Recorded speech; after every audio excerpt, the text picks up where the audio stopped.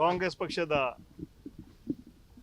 41ನೇ ಸಂಸ್ಥಾನ ದಿನಾಚರಣೆ 140 ಕಳೆದಿದೆ. ಆ ಹಿನ್ನೆಲೆಯಲ್ಲಿ ಇವತ್ತೊಂದು ನಮ್ಮ ಜಿಲ್ಲಾ ವತಿಯಿಂದ ಸಂಜೀವ್ ಅವರೆಲ್ಲ ಅಧ್ಯಕ್ಷತೆಯಲ್ಲಿ ಒಂದು ಕಾರ್ಯಕ್ರಮ ಹಮ್ಮಿಕೊಂಡಿದ್ದಾರೆ. 140 ವರ್ಷಗಳ ಇತಿಹಾಸ ಇದೆ ಕಾಂಗ್ರೆಸ್ ಪಕ್ಷಕ್ಕೆ. ಈ ದೇಶಕ್ಕೆ ಸ್ವಾತಂತ್ರ್ಯ ಕಾಂಗ್ರೆಸ್ ಪಕ್ಷದ ನಾಯಕತ್ವದಿಂದ ಮಹಾತ್ಮ ಗಾಂಧಿ, ಮೌಲಾನಾ ಅಬುಲ್ ಕಲಾಂ ಆಜಾದ್ ಹಲವಾರು ಮುಖಂಡರು ಹೋರಾಟ ಮಾಡಿ ಕಾಂಗ್ರೆಸ್ ಪಕ್ಷ ನಾಯಕತ್ವದಲ್ಲಿ ಈ ದೇಶಕ್ಕೆ ಸಿಕ್ಕಿದೆ. ಕಾಂಗ್ರೆಸ್ ಪಕ್ಷ ಕೇವಲ ಒಂದು ಸಂಘಟನೆ ಮಾತ್ರ ಅಲ್ಲ, ಒಂದು ಶಕ್ತಿ, ಒಂದು ವಿಚಾರಧಾರೆ, ಒಂದು ಹೋರಾಟ. 140 ವರ್ಷ ಹಿಂದೆ ಏನು ಸಂಘಟನೆ ಮಾಡಿದ್ರು, ಸ್ವಾತಂತ್ರ್ಯ ಹೋರಾಟದಲ್ಲಿ ಯಾವತ್ತೂ ಕೂಡ ಕೇವಲ ಅಧಿಕಾರಿ ಕೊಟ್ಟಂಥ ಪಕ್ಷ ಕಾಂಗ್ರೆಸ್ ಪಕ್ಷ ಅಲ್ಲ. ಇಂತಹ ದೊಡ್ಡ ಪಕ್ಷದ ಕಾರ್ಯಕರ್ತರಾಗಿ ಇವತ್ತು ನಾವು ಈ ಕಾರ್ಯಕ್ರಮವನ್ನು ಹಮ್ಮಿಕೊಂಡಿದ್ದೇವೆ. ಆದರೆ ಇದೇ ಭಾರತೀಯ ಜನತಾ ಪಾರ್ಟಿಯವರು ಮಹಾತ್ಮ ಗಾಂಧಿಯ ವಿಚಾರಧಾರೆಗಳನ್ನು ಬಿಟ್ಬಿಟ್ಟಿದ್ದಾರೆ, ದೂರ ಮಾಡಿಬಿಟ್ಟಿದ್ದಾರೆ. ನರೇಗಾ ಯಾವ ಸ್ಕೀಮ್ 20 ವರ್ಷ ಹಿಂದೆ ನಮ್ಮ ಸರ್ಕಾರ ಅಧಿಕಾರಕ್ಕೆ ಸಂದರ್ಭದಲ್ಲಿ ಮನಮೋಹನ್ ಸಿಂಗ್ ಬಂದು ತಂದಿದ್ವಿ. ಯಾಕೆ ಏನಾಯಿತು ಅಂತ ನಮಗಂತೂ ಅರ್ಥ ಆಗ್ತಾ ಇಲ್ಲ. ಗಾಂಧೀಜಿ ಅಂದರೆ ಯಾಕೆ ಇವ್ರಿಗೆ ತಾತ್ಸಾರ?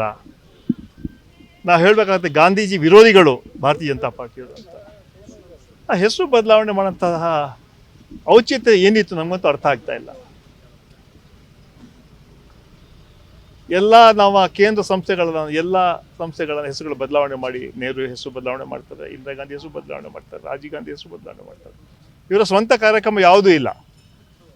ನಾವು ಮಾಡೋಂತಹ ಸಂಘಟನೆಗಳನ್ನು, ಸಂಸ್ಥೆಗಳನ್ನು ದೊಡ್ಡ ದೊಡ್ಡ ಶ್ರೀಮಂತರಿಗೆ, ಅದಾನಿ ಅಂಬಾನಿ ಅಂತವ್ರು ಕೊಟ್ಟು ಹೆಸರನ್ನು ಬದಲಾವಣೆ ಮಾಡೋಂತಹ ಒಂದು ಕೆಟ್ಟ ಸಂಪ್ರದಾಯ ಭಾರತೀಯ ಜನತಾ ಪಾರ್ಟಿ ಮಾಡ್ತಾರೆ.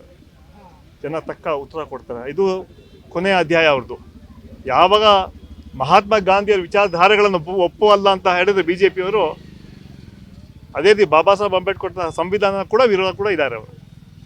ಅದೇ ಒಂದು ಸಾಕ್ಷಿ. ಯಾಕಂತ ಹೇಳಿದ್ರೆ ನರೇಗಾ ಹೆಸರನ್ನು ತೆಗೆದು ಮಹಾತ್ಮ ಗಾಂಧಿ ತೆಗೆದು ಇವತ್ತು ಬದಲಾವಣೆ ಮಾಡೋಂತಹ ಕೆಲಸ ಮಾಡಿದ್ದಾರೆ. ಅಂದರೆ ಇವರು ಮಹಾತ್ಮ ಗಾಂಧಿಯ ವಿರೋಧಿಗಳು ಅಂತ ಹೇಳಬೇಕಾಗ್ತದೆ. ಆ ಹಿನ್ನೆಲೆ ಆ ಕಾರ್ಯಕ್ರಮವನ್ನು ಇವತ್ತು ಅಂತಹ ದೊಡ್ಡ ಕಾಂಗ್ರೆಸ್ ಪಕ್ಷದ ಒಂದು ಸಂಘಟನೆ ಕಾರ್ಯಕ್ರಮಕ್ಕೆ ನಾವು ಬಂದಿದ್ದೇವೆ. ಕಾಂಗ್ರೆಸ್ BJP ಮತ್ತು JDS ಮತ್ತು ಕೋಲೇಷನ್ ಮಾಡಿಕೊಂಡು ನಾವು 170 ಸೀಟ್ ಗೆಲ್ತೀವಿ ಅಂತೆಲ್ಲ ಅಶೋಕ್ ಅವರೆಲ್ಲ ಹೇಳ್ತಾ ಇದ್ದಾರೆ. ಸೊ 2028ರ ಚುನಾವಣೆಗೂ ಕೂಡ ಇವರು ಕೋಲೇಷನ್ ಮಾಡ್ಕೊಂಡು ಹೋಗ್ತೀವಿ ಅಂತಿದ್ದಾರೆ. ಏನು ಹೇಳ್ತೀರಿ ಸರ್? ಕನ್ಸು ಕಾಣ್ತಾ ಇದ್ದಾರೆ, ಹಗಲ್ಗನ್ಸು. ದೇವೇಗೌಡರು ಜಾತ್ಯತೀತ ಪಕ್ಷ ಅಂತ ಇಟ್ಕೊಂಡಿದ್ದಾರೆ. ಎಲ್ಲಿದೆ ಜಾತ್ಯತೀತ? JDS ಅಲ್ಲಿ ಎಲ್ಲಿ ಉಳಿದಿದೆ ಜಾತ್ಯತೀತ? ಅವರು ಕೋಮುವಾದಿ ಶಕ್ತಿಗಳು ಸೇರಿ ಇವತ್ತು ಅಧಿಕಾರಕ್ಕೋಸ್ಕರ, ಕೇವಲ ಅಧಿಕಾರ ಆಸೆಗೋಸ್ಕರ ನಮ್ಮ ಸಿದ್ಧಾಂತಗಳನ್ನು ಬಿಟ್ಟು BJP ಸೇರಿ ನಾವು ಸರ್ಕಾರ ಮಾಡ್ತೀವಿ ಅಂತ.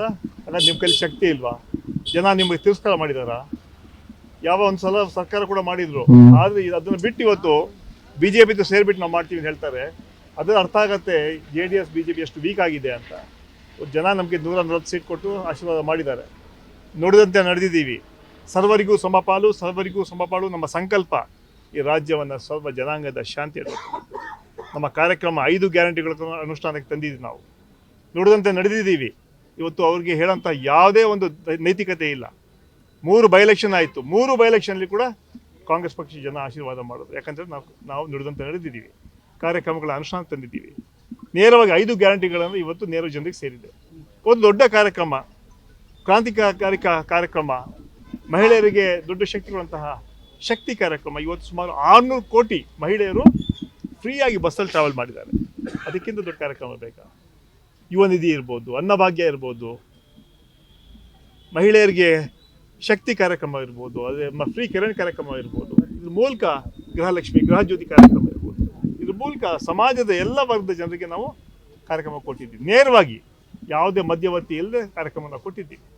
ಅದನ್ನು ಸಹಿಸ್ಕೊಳ್ಳೋಕೆ ಆಗ್ತಾ ಇಲ್ಲ BJPಯವರಿಗೆ. ಅದಕ್ಕೆ ಹೇಳಿದೆ ಮೊನ್ನೆ, ಬಸ್ಸಲ್ಲಿ ಕಲ್ಲು ಹುಡ್ಕೊಂತ ಕೆಲಸ ಮಾಡ್ತಾರೆ.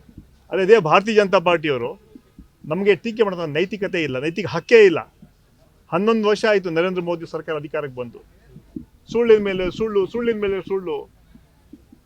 ನಾನು ಮುಂಚೆ ಒಂದು ಸಭೆಯಲ್ಲಿ ಹೇಳ್ತಾ ಇದ್ದೆ, ಇವತ್ತೇನಾದರೂ ಸುಳ್ಳಿಗೆ ಆಸ್ಕರ್ ಅವಾರ್ಡ್ ಕೊಡಬೇಕಾದ್ರೆ ಅದು ನರೇಂದ್ರ ಮೋದಿಯವ್ರು ಸಲ್ಲತ್ತೆ, ಅಷ್ಟು ಸುಳ್ಳು ಹೇಳಿದ್ದಾರೆ. ಇವತ್ತು ಭಾರತೀಯ ಜನತಾ ಪಾರ್ಟಿಯವರು ನಮ್ಮ ಮೇಲೆ ಏನು ಟೀಕೆ ಮಾಡ್ತಾರೆ? ಬೆಲೆ ಏರಿಕೆ ಏನಾಯಿತು? 15 ಲಕ್ಷ ಕೊಡ್ತೀವಿ ಅಂತ ಹೇಳಿದ್ರು. 12 ವರ್ಷ ಆಯಿತು, 15 ರೂಪಾಯಿ ಕೂಡ ಯಾರ ಅಕೌಂಟ್ ಹಾಕಲಿಲ್ಲ. ರೈತರಿಗೆ ಡಬಲ್ ಇನ್ಕಮ್ ಮಾಡ್ತೀವಿ ಹೇಳಿದ್ರಿ, ಯಾವ ಡಬಲ್ ಇನ್ಕಮ್ ಮಾಡಲಿಲ್ಲ. ಯುವಕರಿಗೆ ಪ್ರತಿ ವರ್ಷ 2 ಕೋಟಿ ಉದ್ಯೋಗ ಕೊಡ್ತೀನಿ ಹೇಳಿದ್ರಿ, 2 ಲಕ್ಷ ಉದ್ಯೋಗ ಕೊಟ್ಟಿದ್ದಾರೆ ಇಲ್ಲ ಗೊತ್ತಿಲ್ಲ. ಬೆಲೆ ಏರಿಕೆ, ಪೆಟ್ರೋಲ್ ಬೆಲೆ 55ರಿಂದ 100ಕ್ಕೆ ದಾಟಿದೆ, ಅದು ನಮ್ಮ ಕೊಡುಗೆನ ಅಥವಾ BJP ಕೊಡುಗೆನ? ಗ್ಯಾಸ್ ಬೆಲೆ 400,000ಕ್ಕೆ ದಾಟಿದೆ. ಅದರಿಂದ ಮುಂದಿನ ದಿನಗಳಲ್ಲಿ ಇವ್ರನ್ನ ಬೆತ್ತಲೆ ಮಾಡೋಂಥ ಕೆಲಸ ನಾವು ಮಾಡ್ತೀವಿ. ಇವರು ಏನೋ ನಮ್ಮ ಮೇಲೆ ಟೀಕೆ ಮಾಡ್ತಾರಲ್ಲ, ಅದಕ್ಕೆ ತಕ್ಕ ಉತ್ತರ ಕೊಡ್ತೀವಿ ನಾವು. ಮೊನ್ನೆ ಅಸೆಂಬ್ಲಿಲಿ ಕೂಡ ಕೊಟ್ಟಿದ್ದೀವಿ. ಅಸೆಂಬ್ಲಿ ಚರ್ಚೆ ಮಾಡೋಕ್ಕೆ ತಯಾರಿಲ್ಲ, ಪಲಾಯನ ಮಾಡ್ತಾರೆ, ಚರ್ಚೆಗೆ ತಯಾರಿಲ್ಲ ಅವರು. ಕೇವಲ ಬೆಳಿಗ್ಗೆ ಆದರೆ ಬ್ರೇಕ್ಫಾಸ್ಟ್ ಬಗ್ಗೆ ಕೇಳ್ತಾರೆ, ಲಂಚ್ ಬಗ್ಗೆ ಕೇಳ್ತಾರೆ, ತಿಂಡಿ ಏನು ತಿಂದ್ರಿ, ಊಟ ಏನು ಮಾಡಿದ್ದು ಕೇಳ್ತಾರೆ. ಆದರೆ ಒಬ್ಬ ವಿರೋಧ ಪಕ್ಷದ ನಾಯಕರಾಗಿ ನಿಮ್ಮ ಧರ್ಮ, ನಿಮ್ಮ ಕರ್ತವ್ಯಗಳನ್ನು ನಾವು ಮಾಡಬೇಕು. ಅದು ಬಿಟ್ಟು ಕೇವಲ ಬರೀ ನಮ್ಮ ಪಕ್ಷದ ಬಗ್ಗೆ ಚಿಂತೆ ಮಾಡೋಂಥ ಕೆಲಸ ಮಾಡ್ತಾರೆ. ಅದು ಅವರ ಪಕ್ಷದ ಬಗ್ಗೆ ಮಾಡ್ಕೊಳ್ಳಿ. ನಾವೆಲ್ಲ ಒಂದಾಗಿದ್ದೀವಿ, ನಮ್ಮ ಸರ್ಕಾರ ಬಲಿಷ್ಠವಾಗಿದೆ. ಸನ್ಮಾನ್ಯ ಸಿದ್ದರಾಮಯ್ಯ, DK ಶಿವಕುಮಾರ್ ಅವರು, ರಾಮ ಲಕ್ಷ್ಮಣ ಅಂತ ಇದ್ದಾರೆ. ಒಟ್ಟಾಗಿ ನಾವು ಕೆಲಸ ಮಾಡ್ತೀವಿ, ಜನಸೇವೆ ನಾವು ಮಾಡ್ತೀವಿ. ಸಂಕ್ರಾಂತಿ ಟೈಮಲ್ಲಿ ಏನಾದರೂ ಕ್ರಾಂತಿ ಆಗೋ ಚಾನ್ಸಸ್ ಇದೆಯಾ, ಅಥವಾ ಸಂಪುಟ ವಿಸ್ತರಣೆಗೆ ಅಷ್ಟೇ ಸೀಮಿತ ಆಗುತ್ತಾ? ಭಾಳಷ್ಟು ಜನ ಕಾಯ್ತಾ ಇದ್ದಾರೆ ಈ ಸಚಿವ ಸ್ಥಾನದ ಆಕಾಂಕ್ಷೆ. ಸಂಕ್ರಾಂತಿ ನಂತರ ಸಚಿವ ಸಂಪುಟ ಬಗ್ಗೆ ಚರ್ಚೆ ಆಗುತ್ತೆ ಅಂತ ಮಾಹಿತಿ ಇದೆ. ಅಂತಿಮವಾಗಿ ತೀರ್ಮಾನ ಪಕ್ಷದ ವರಿಷ್ಠರು, ಮುಖ್ಯಮಂತ್ರಿಗಳು ಹಾಗೂ ಉಪಮುಖ್ಯಮಂತ್ರಿಗಳು ತೀರ್ಮಾನ ಮಾಡ್ತಾರೆ. ಸರ್, ತಾವು ಸಚಿವರಾಗಬೇಕು ಅನ್ನುವಂಥ ಆಕಾಂಕ್ಷೆ ಇತ್ತು, ಇದನ್ನ ವರಿಷ್ಠರ ಗಮನಕ್ಕೆ ಅದಕ್ಕೆ ನಾನು ತಂದಿದ್ದೀನಿ. ಹೊಸ ವರ್ಷ ನನಗೆ ಒಳ್ಳೆಯದಾಗ್ಬೋದು ಅಂತ ಭಾವಿಸ್ಕೊಳ್ತೇನೆ.